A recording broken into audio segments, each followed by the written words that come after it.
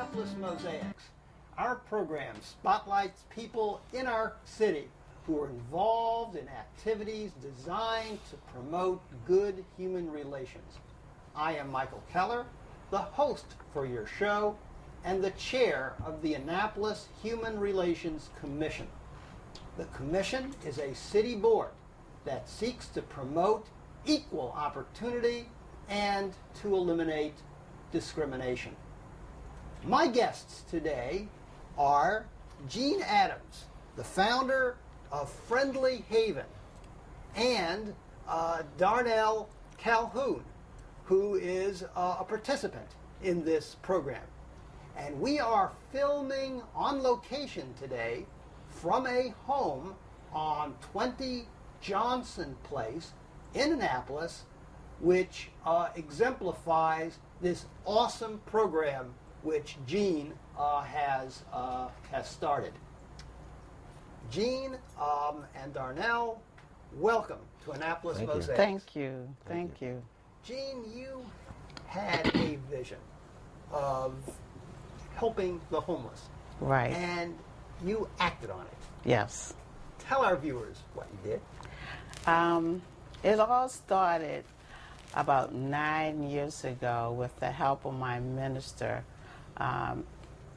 then Dr. Barbara Sands, had asked me to visit this one church up in Pasadena to see how they did warm nights. Warm nights started with the group of churches up in the Glen Burnie area. They are called the Winter Relief. Out of 514 Crane Highway. Phil Bailey is the director.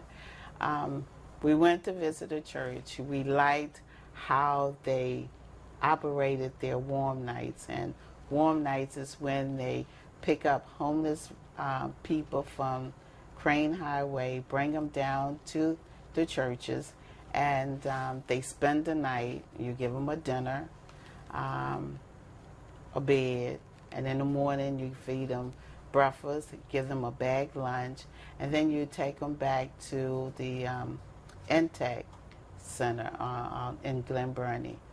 I loved it. I loved the way how they operated, how they mingled with the homeless, how they became friends, and I even loved the way how the homeless interact with the church folks. So I didn't even give my church, I wasn't able to ask my church if they wanted to do it. I just told them we was going to do it. And from then, we started the Winter Relief at our church, and our first 2 years was the worst. It either snowed, sleet, we had all sorts of weather. At one time, some of the members had to spend the night 24 hours within the church because we could not get out to go home. And from then, I became friends of the homeless, and they start asking me to help them find places to live. And that's when Friendly Haven was born, by the homeless asking, can we find them a place to live, because they was tired of being out there on the streets. And some of them wasn't that they was drug addicts, alcoholics. Some because they lost their jobs. Some they got sick and they came back home. They didn't have anything to go to. No family members living in the area. So, you know, you want to be able to help these people. Not keep them down, but to build their mental up. You know, try to really be a friend to them and show them that other people really cares about them. I do have another lady who had the same vision that I had, and she came in with me. Her name is Geraldine Cash, and she's a member of the First Christian Church. And she couldn't be here today, but we worked together on this. it took us a long time to get it started, but now we got it started, and so far we have 6 houses. That's great. You know, I can sort of relate to this. The church that I belong to participates in what we call the Men's Winter Relief Program. And the church is opened for 1 week each Right, year right. for homeless men. I've participated in the program as a what we call a chaperone Right. for each of the past 6 or 7 years. And if there's one thing that I have concluded is when it comes to homeless people is how extraordinarily ordinary they are. The image yes. that people have of the homeless is not a correct image. You know, It's we've not. had it's generally people who have fallen down on their luck. Right. And that's the vast majority of people who take Right. part in it. Right. And it's been a real eye-opener from our church because it's broken down the stereotypes that people have about who the homeless Right. are. Right. Now, with respect to Friendly Haven, where do you find the homes for this program? From the newspapers, I always buy the newspapers and look in there for people who wants to rent houses or rent apartment. The last couple of houses I required, I got them from the Callaways. They have a lot of homes in Annapolis for rent, and they have been really working close with me as far as helping to make this a go. We advertise or put word out on other people about homes. If you looking for good tenants, to get in contact with me, because I'll make sure, I always keep a key so I can come and check on it and make sure everything stays up, no problems with the house, no rowdy tenants, no parties and stuff like that, because I have been to some of these rented houses, and to see what goes on and how they take care of the houses is really terrible. So by me really getting involved with my tenants, it shows them that I care, so they're going to care about how they keep up their house. With Callaway, I have 4 houses that I rent from him. So he's really a pretty good landlord. I do have another lady who lives in Virginia, and another lady who lives down in the southern Maryland that I have a house with. But they're really good landlords. They if we late on rent, they not too bad with. But we try to keep the house up, and whatever problems we have with the house, we try to take care of it. So. You mentioned the issue of rent. How do you cover the cost of rent? It's hard. It's really hard. We do have tenants who receive a monthly check, or they go out and work, and sometimes their hours get cut. So we have to actually come out our pocket and help them, or we have to go to the courts and do like an eviction notice. Then we can have them get help from various organizations. We don't try to put them out because we know how hard it is out here. So we try to work with them. And you also use Section 8 vouchers too, don't you? We did. So far we have 4 people who received the Section 8 vouchers, but they ran out of money. So we're hoping that Obama put some more money in the budget so we can get some more Section 8 vouchers, and which was really help, because with the other houses that the tenants get the Section 8 is really good. So the other money that we can get, we can help with, like the water bill, or if they need something, we can always help them with. Darnell, how long have you lived in the house here at 20 Johnson Place? Oh, about 2 months so far. All right. Could you tell our viewers what this program has meant to you? Well, it meant a lot to me, and it's a wonderful thing, and I enjoy being in here, and love the tenants I'm in here with, and seems like us, we just try to do the right thing and keep our stuff together. Mm-hmm.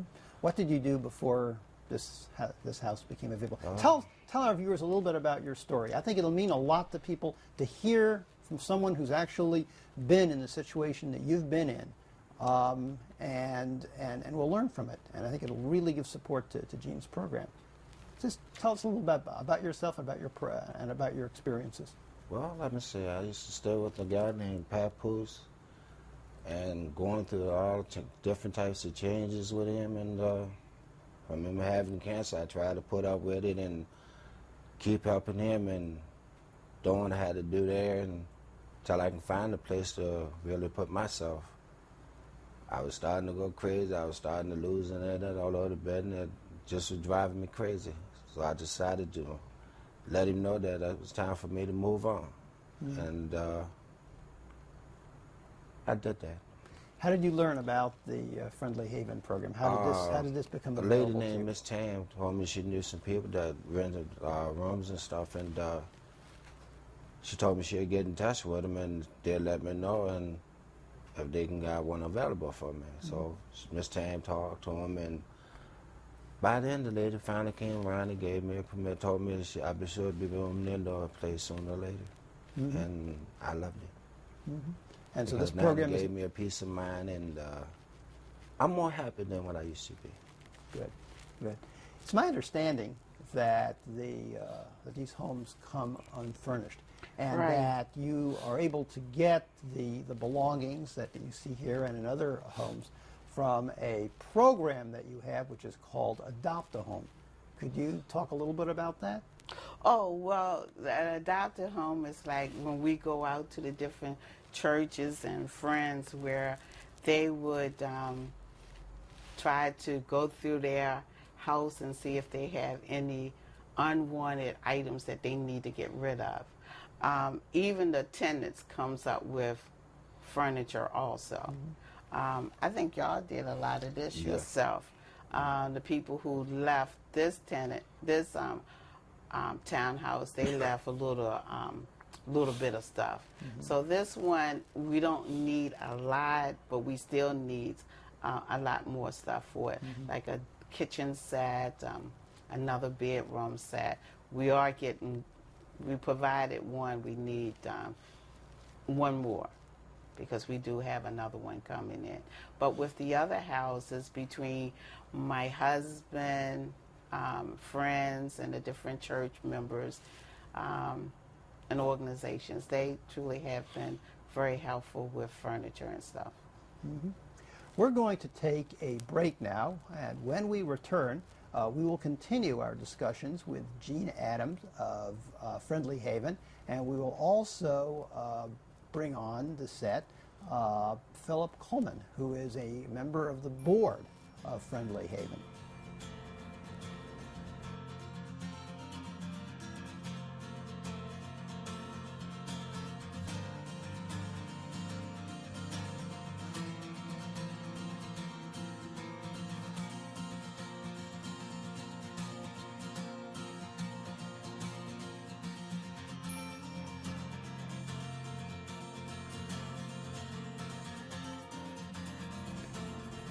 We have been talking with Gene Adams of Friendly Haven, an organization of which she is the co-founder. Founder. Yes. And the founder. Yes. And we have with us as well Philip Coleman, who is a member of the board of directors of Friendly Haven. Gene, there are a lot of homeless people in our community. Yes. Is the demand for shelter and the services of Friendly Haven greater than the number of people that you are able to accommodate? It is. We don't have. The problem we have in Annapolis is affordable housing. A lot of the homeless receive a check, but they just cannot afford the going rate of the rent in Annapolis. Majority of the homeless get a check between $600 to $700 a month. Rent in Annapolis start at $1,000. What I do at Friendly Haven is find the houses and rent rooms out, and I split the rent between how many bedrooms are in the house with the tenants, and it works out.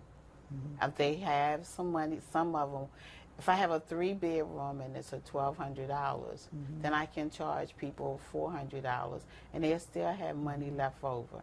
Not a lot, but it's something. And it's better than sleeping under the bridges on the park benches and stuff like that. So they don't mind. So we do need, and the Lighthouse Shelter and myself cannot do it all by ourselves. We need more people, more places to rent. How do you set priorities if you've got large numbers of people who want to be in a house and you have to make a decision among individuals? You've got to make a choice as to who is going to get a house and who is not going to get into a house. How do you make those kinds of decisions? I know they're very, very hard to make. It is. It's really hard. But you have to sit down with the individual and you have to sit there and talk to them and see if they truly want to go in a house. They want to give up some of their bad habits. Some just wants to get in out of the cold and they don't care about changing. But then you have a lot that really wants to change. And those are the ones that you really try to find a house for first. The ones who getting tired of being out there in the elements, they want to come in and do right. So those are the ones that you work with first. Philip, tell our viewers a little bit about how you got involved in Friendly Haven and the role that you play in the organization. I first started paying attention to it back quite a few years back. I looked at the number of homeless people that were in the city. And at that time, we just had the one shelter there on West Street. And that was being overrun. And then we had some pretty hard winters come along, so by working around Baltimore City, I'd seen what they had done for some of the homeless during the wintertime. So a little bit known to me, I didn't know that the Winter Relief Program would get a kickoff like it did within the county. And then it blossomed from the county, it spilled over to the city. I met Miss Adams and I brought it to her attention about a couple of things. And then I said, well, are you running this? Or are you looking for funds or just which? So we started transacting, and then I took sick, and I didn't have a chance to come back to it. Then later on, I was able to approach it again. She's doing a wonderful job. There needs to be a lot more that can be done for the homeless people.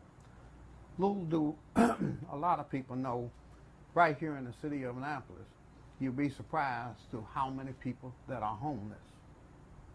And a lot of them are not homeless because they want to be. A lot of them are caught up in losing jobs, the economy, and that can wipe a person out, especially a family person. And not only a family person, but when you look at that economy, look at the housing that they have for low-income people living in the city, which is almost really down to really not that much. The average person that's working out here working, he's going to make maybe $5.50 an hour. Well, when he won't make that, he's only going to make about $400 or $500 a week. Now, how can he pay rent of $1,000 or more to live? Not only to live, but to be able to pay his rent, his utilities, his food, and then you got your medical bill sitting there. It's going to hit you. Yeah. That's going to bleed the person dry. That's going to leave him with little or nothing. True. And a lot of people will not realize what they're up against until it hit them. Once it hit them, you can't go back and undo what has happened. So you have to try to pick up the pieces and make it do as the best you can. And once you get caught up in that rhetoric, it's hard to get out of it. Gene, it's my understanding that Friendly Haven offers transitional housing. That is, it's not intended for long-term stays. Approximately, what's the length of time that residents stay in your homes, and do you have a hard and fast time limit for them? Well, it's supposed to be only for 1 year. We have one tenant who's coming up on their 1 year. And that's because we've been getting, she has her Section 8, but she wants to stay. So we don't want to put her out. We do have one tenant who wants to move back home because of his mother being sick. So we trying to see if we can transfer his Section 8. But a lot of the people just enjoy being in this setting, that they really don't want to leave. And we're going to try to change the name from transitional housing to just renting. Because, you know, if they don't want to leave, why push them out? And like the old folks saying, if it's not broken, why try to fix it? It's working right now. We just have to go and rent more houses or buy houses, whatever we can do. Friendly Haven provides more than just shelter. Could you tell our viewers about some of the other services that you provide for people? We provide mentoring. Some people just need somebody to talk to at times, so we provide that. We ask our people to do community service, and a lot of them are getting ready to help out at the Seafood Festival in September. I do have a gentleman who's working volunteer down at the Lighthouse Shelter.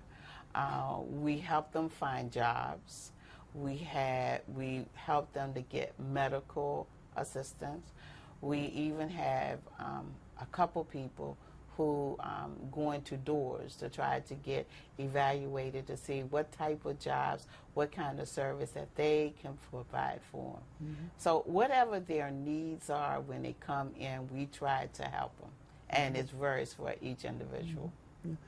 What is your ultimate goal, say your mission for serving homeless individuals in the community? My mission is to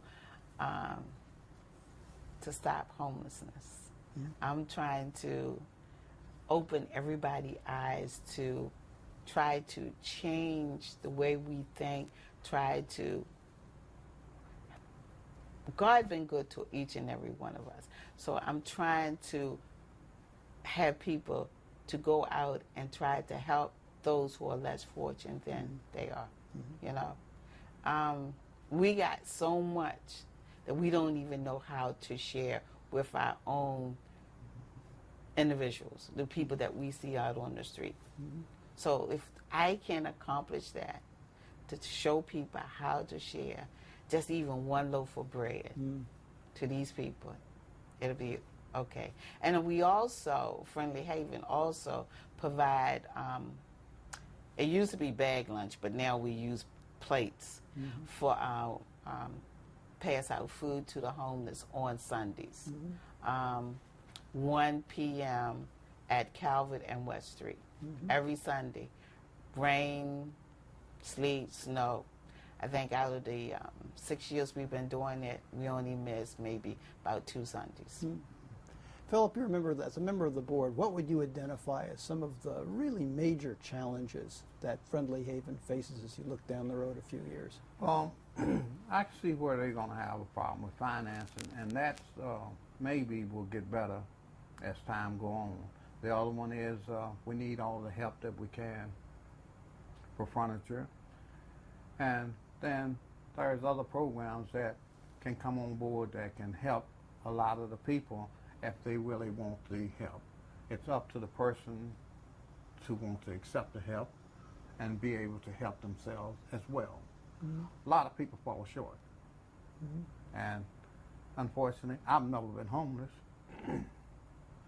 but I've seen what homeless have done to a lot of people. I've seen a lot of people fall, and I mean, well-to-do with. Lawyers, doctors, I've seen a lawyer falling down to up here, he went down to be homeless. And you know, it's hard. It's hard. Yeah, it really is.